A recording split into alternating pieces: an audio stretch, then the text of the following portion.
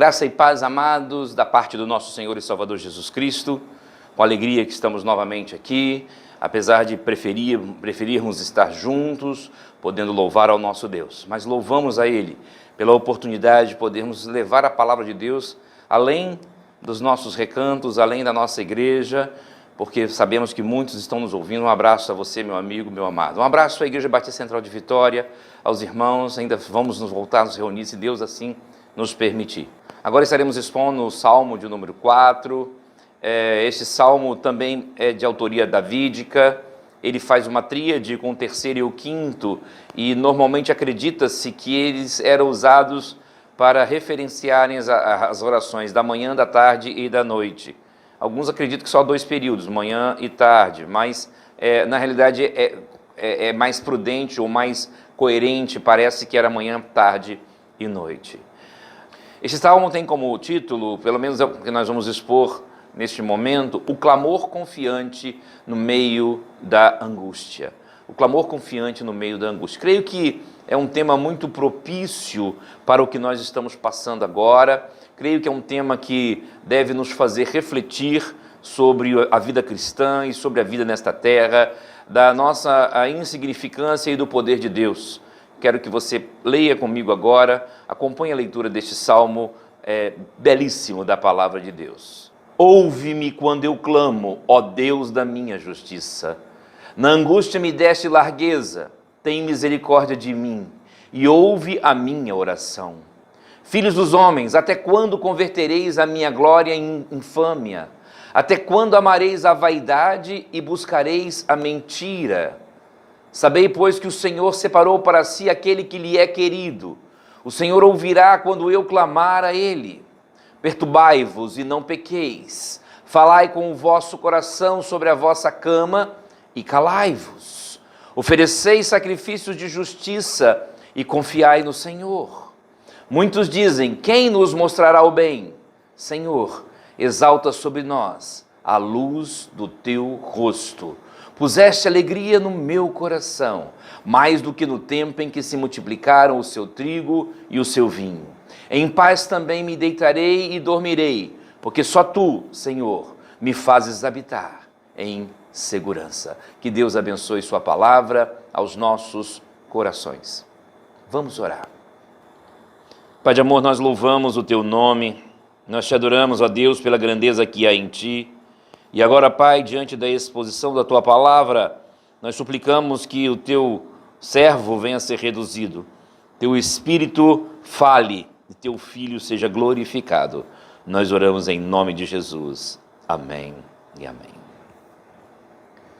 O clamor confiante no meio da angústia. Este salmo, como nós falamos, é um salmo davídico. Davi clama pelo ouvir de Deus e para que este se volte para aqueles que necessitam, para aqueles que realmente precisam da sua presença, para aqueles que precisam da sua ação miraculosa. Mas ao mesmo tempo, ele se volta para as pessoas e mostram que muitos ali, talvez em Israel ou em Judá, estavam traindo a Deus, e ele os exorta para largar as suas vidas de idolatria, para largar os seus ídolos, para meditar na ira de Deus e cultuar o Senhor com confiança. Davi conclama o seu povo a fazer isso. Ele chama o povo a estar na presença de Deus. Ele chama o povo a estar buscando cada vez mais a Deus. O contexto desse salmo ele é muito discutido. Alguns acreditam que o contexto é o mesmo do salmo anterior, que seria a fuga de Davi de Absalão, principalmente por causa dessa tríade que nós falamos na introdução do salmo 3º ao 5º.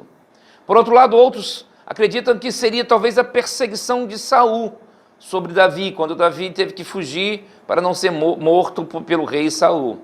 Mas há também aqueles que acreditam que isso é apenas um lamento e, na realidade, está baseado numa catástrofe natural. Por isso que ele fala de colheita no meio do salmo. É um salmo cuja classificação é de confiança. Davi confia que realmente Deus haverá de agir e dar vitória e dar capacidade para que ele possa sair dessa situação. De fato, eu não tenho ainda uma posição definida com relação a esse contexto. Aparentemente, a terceira opção, catástrofe natural, parece se encaixar melhor, mas nós não podemos fechar questões, uma vez que estamos muito longe do tempo em que este salmo foi escrito. Não há muitas evidências. O seu estilo é uma oração, assim como o anterior. E oração no meio da angústia, com a plena certeza que a vitória seria dada ou será dada. Então Davi, ele ora, ele clama a Deus, pedindo por vitória diante de situações que estava vivendo, seja catástrofes naturais, seja uma guerra, seja uma perseguição, mas ele pede então socorro a Deus e ele tem certeza que ele seria atendido. Então, o Salmo de número 4, ele tem como objetivo nos levar a crer de fato na providência divina, a crer que Deus realmente está conosco e que Ele jamais haverá de nos abandonar. O verso 8 desse Salmo parece fazer uma ligação direta com o verso 5 do Salmo anterior. No Salmo anterior nós vimos, eu me deitei, dormi, acordei, porque o Senhor me sustentou. Neste Salmo nós encontramos, em paz também me deleitarei e dormirei, porque só Tu, Senhor, me fazes habitar em segurança. Essas semelhanças fazem com que alguns acreditem que este salmo seja num contexto próximo ao contexto do anterior. Veremos neste salmo o clamor para ser ouvido, a súplica pelo arrependimento dos inimigos e, por fim, a confiança em Deus e em sua obra. Eu creio que, através dessa divisão, nós poderemos enxergar bem aquilo que Davi realmente estava querendo dizer. Vamos começar, então, a entender melhor a estrutura e o que este salmo está querendo dizer. O clamor para ser ouvido, verso 1.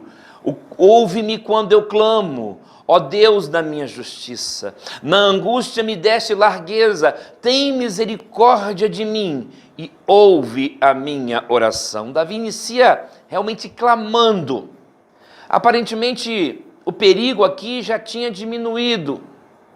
Não havia mais aquela angústia do salmo anterior, onde Davi estava passando pelo problema, estava no meio do problema. Mas o fato é que Davi clama a Deus sabendo que Deus haveria de ouvi-lo. Deus haveria de ouvir a sua voz, haveria de ouvir o seu clamor e haveria de dar paz ao seu coração. Davi não encontrava apoio mais nos homens, mas sabia que podia encontrar no Deus de sua justiça. Davi não tinha apoio, talvez, da comunidade, se o contexto for o mesmo do Salmo 3, mas ainda assim ele podia confiar em Deus. Ele podia confiar que Deus estaria com ele. Ele também não perde de vista que não era merecedor dos favores de Deus. Por isso ele diz, tem misericórdia de mim e ouve a minha oração. Davi pede primeiro por misericórdia antes de ser ouvido, porque ele sabia que era pecador, ele sabia que diante de Deus ele não tinha mérito algum. Ele sabia que diante de Deus ele precisava se arrepender dos seus pecados e confiar. Meu amado e minha amada, quando você se aproximar de Deus, lembre-se disso. Clame sempre por misericórdia, clame sempre pelo perdão de Deus. Tem misericórdia de mim, ó Deus. Tem misericórdia da minha vida, Senhor. Esse clamor de Davi aponta o motivo porque Deus olhava para ele e via um homem segundo o seu coração. A segunda parte deste salmo, a súplica pelo arrependimento dos inimigos, versos de 2 a 5. Ele começa agora a falar para com as pessoas, filhos dos homens, até quando convertereis a minha glória em infâmia? Até quando amareis a vaidade e buscareis a mentira? Sabei, pois, que o Senhor separou para si aquele que é querido. O Senhor ouvirá quando eu clamar a Ele. Davi agora olha para os homens e ele diz, olha, por mais calúnias que vocês falem de mim, Ele deixa claro que estava sendo alvo dessas calúnias e mentiras, mas ele sabia que podia também descansar em Deus. E ele chama os seus inimigos ao arrependimento. Ele chama aquelas pessoas que não acreditavam nele no arrependimento. E no verso 3, Davi fala algo maravilhoso. Ele diz: sabei, pois, que o Senhor separou para si aquele que lhe é querido. O verso 3 aponta para a eleição de Davi e o amor de Deus por ele. Deus o escolhera de uma forma sobrenatural. Deus escolhera de uma forma que só ele sabe. E assim como Davi, nós também devemos ser gratos a Deus pela salvação que ele nos dá de uma forma totalmente desmerecida por nós, de uma forma totalmente longe da nossa participação. Davi está nos mostrando aqui que ele tinha convicção que Deus o chamara de uma forma especial, Deus o chamara de uma forma diferente e impossível dele entender. E ele era grato por isso. E ele está avisando aos seus inimigos: eu fui chamado por Deus, eu fui amado por Deus de uma forma especial. Davi suplica então a eles que repensem seus atos e que se arrependam. Perturbai-vos e não pequeis, falai com o vosso coração sobre a vossa cama e calai-vos. É o clamor de Davi. É Davi chamando o povo ao arrependimento. Davi então mostra a eles que eles também precisavam clamar, que eles também precisavam confiar em Deus. E aí no verso de número 5 ele vai dizer: oferecei sacrifícios de justiça, confiai no Senhor. Sacrifícios de justiça aqui envolve o olhar, no nosso caso, para a cruz do Calvário e saber que Cristo já fez todo o sacrifício que nós precisamos, que não há mais necessidade alguma da nossa parte de fazermos algum tipo de sacrifício, que Jesus, em seu sacrifício, ele foi mais do que suficiente por nós e para nós. Terceira parte desse salmo: a confiança em Deus e em sua obra. No verso de número 6 ele diz: muitos dizem, quem nos mostrará o bem? Senhor, exalta sobre nós a luz do teu rosto. Puseste alegria no meu coração, mais do que no tempo em que multiplicaram o seu trigo e o seu vinho. Na realidade, o verso 6 aqui está fazendo a transição entre os pontos que Davi estava tentando mostrar. Muitos dizem, quem nos mostrará o bem? Mas Davi está mostrando aqui que mesmo diante das dificuldades que sofria, sentia uma alegria intensa interior, uma alegria firme no seu interior. E no verso 7 ele fala: olha, puseste alegria no meu coração, mais do que no tempo em que se multiplicaram o seu trigo e o seu vinho. Esse é um versículo que me dá base para crer que provavelmente Davi se referia a uma questão natural. Provavelmente estava se referindo aqui a colheitas não bem-sucedidas que naquele momento eles estavam vivendo. E ele está dizendo que a alegria no Senhor é maior do que quando tinha colheitas boas. A alegria que ele estava sentindo no Senhor naquele momento era maior do que quando ele conseguia obter grandes lucros nas suas colheitas. Meu amado, estamos vivendo um momento complicado no Brasil e no mundo. Uma nova peste, uma nova doença tem assolado a humanidade. Mas o crente em Jesus Cristo, aquele que de fato conhece a Jesus como Senhor e Salvador, ainda que seja acometido por esta doença, ainda que seja assolado por esta doença, ele pode confiar. E ele pode talvez sentir uma alegria maior do que sentia quando estava são, porque na realidade a sua alegria é baseada tão somente na presença de Deus, a sua alegria é baseada tão somente na presença daquele que nos chamou das trevas para a sua maravilhosa luz.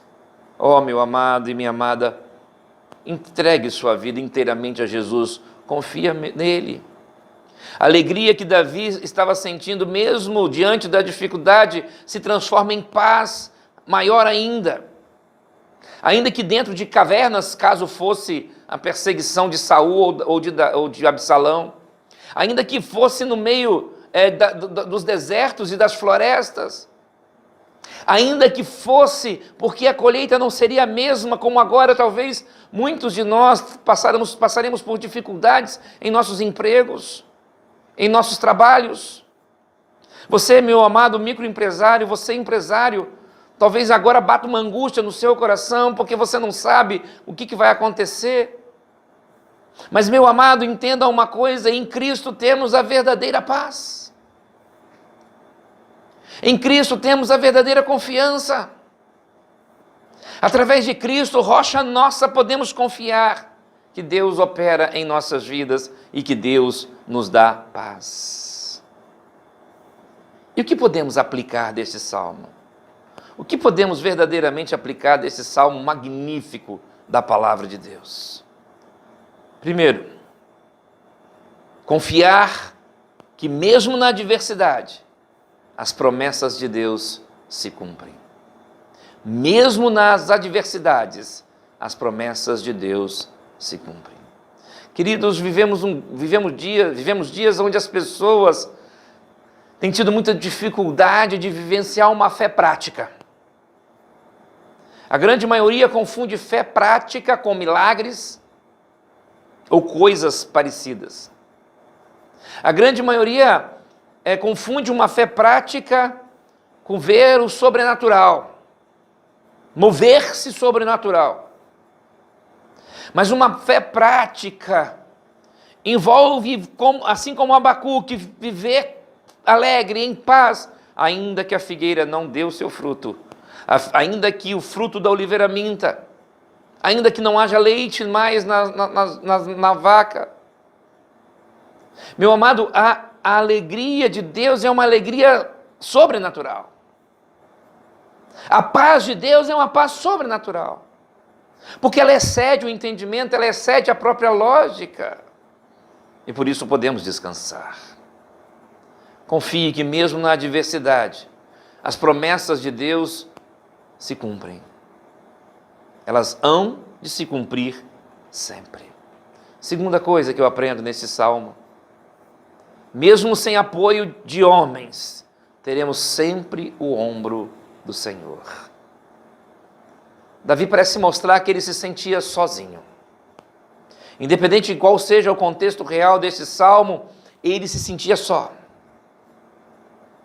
Neste momento onde estamos vivendo por um isolamento forçado, onde não temos nem para onde ir muitas vezes, para aqueles que gostam de diversão ou coisa parecida, onde não temos condições de fazer compras, porque tudo está fechado. Parece que falta o apoio do homem, parece que a gente não está sendo entendido, ou nós não estamos sendo entendidos. Meu amado, sempre teremos o ombro do Senhor. Davi confiava exatamente nisso. Davi tinha esperança exatamente nisso. Ele sabia que podia descansar em Deus, ele sabia que podia confiar em Deus, o Deus da sua salvação. Confie nele, creia nele, acredite que ele te dá paz. A terceira coisa que eu aprendo nesse salmo: devemos sempre agir com amor e misericórdia para com os nossos inimigos. Davi tentou alertar aqueles que não estavam concordando com ele. Davi tentou mostrar que eles deveriam clamar a Deus, que eles deveriam pedir perdão a Deus, que eles deveriam mostrar a Deus o arrependimento que Davi mostrara no passado. Meu amado e minha amada, nós devemos sempre estar orando por aquelas pessoas que nós não concordamos, orando por aquelas pessoas que muitas vezes nos perseguem, nos odeiam. Devemos orar pelos nossos governantes, mesmo que não concordemos com eles. Hoje vivemos um dia onde os próprios governantes não estão conseguindo falar a mesma língua. Governos estaduais e federal não conseguem chegar a um consenso. O que nós podemos fazer, ao invés de simplesmente criticarmos por causa de posicionamentos políticos, era simplesmente orarmos. As críticas podem e devem ser feitas na hora certa, no momento certo. Mas vivemos um momento onde devemos refletir sobre cada ato de cada governante, olhar não apenas para o contexto de agora, mas o contexto do futuro, e orarmos por eles, e clamarmos por eles, e pedir para que Deus haja através deles, para salvar vidas, para dar sobrevida a pessoas. Pense nisso, mas haja sempre, meu amado e minha amada, com amor e com misericórdia. Observo crentes nas redes sociais destilando ódio por este ou aquele comandante, por este ou aquele governo. Ó, querido, acima de tudo, ore por eles, clame a Deus por eles, mostre o caminho de Deus para eles, mais do que ficar mostrando o que eles precisam fazer de certo, precisa mostrar que eles têm que se arrepender e se curvarem diante de Jesus. Pense nisso.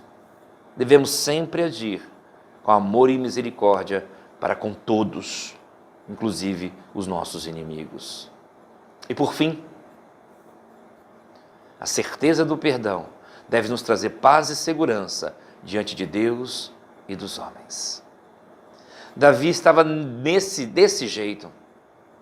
Ele estava sentindo paz, ele estava sentindo segurança, ele estava sentindo o amor de Deus. Ele estava sentindo que realmente Deus estava com ele. Ele estava sentindo que realmente Deus o acompanhava. Ele sentia que podia ter segurança em Deus o tempo inteiro.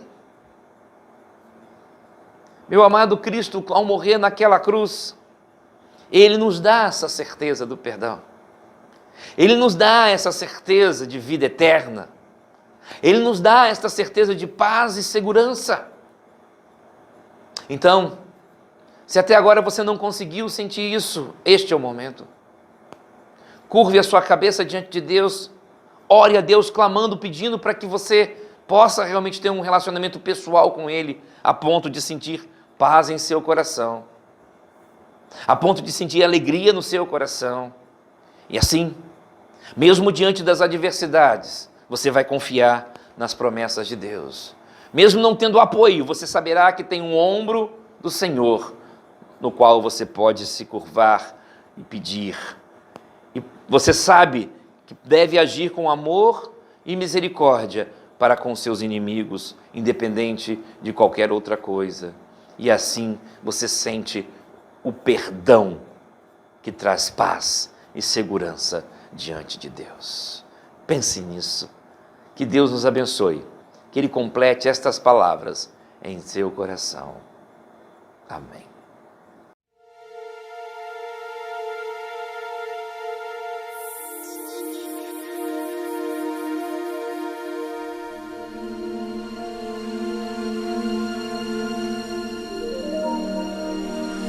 Na oração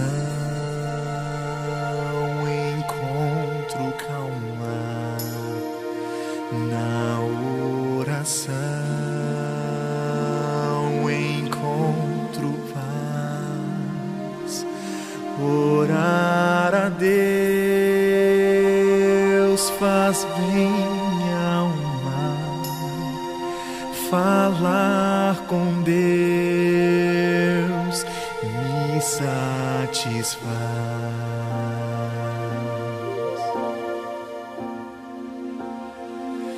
Falar com Deus, que privilégio. Abrir a alma ao Criador, sentir que os céus estão abertos e ouvir a voz do Salvador.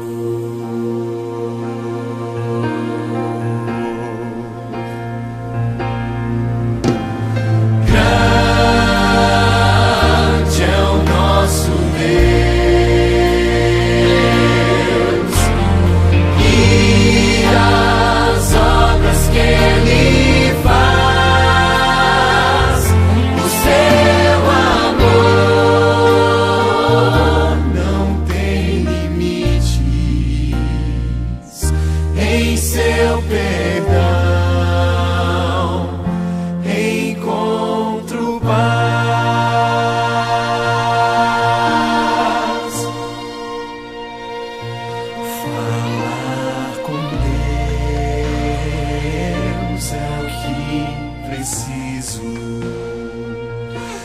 pois Ele é fonte de poder. Só nele a vida faz sentido,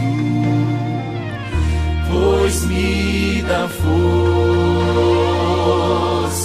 pra viver.